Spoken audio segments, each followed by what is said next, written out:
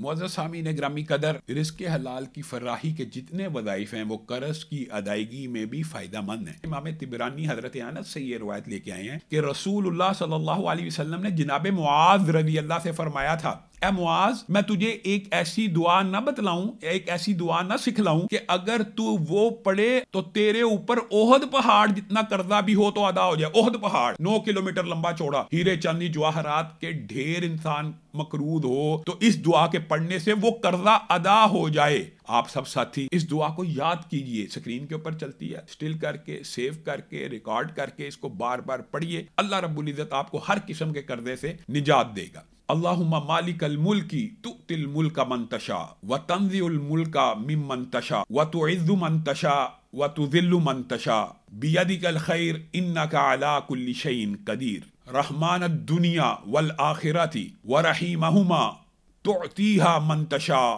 وتمنع منہما من تشاء ارحمنی رحمتا تغننی بہا عن رحمت من سواک۔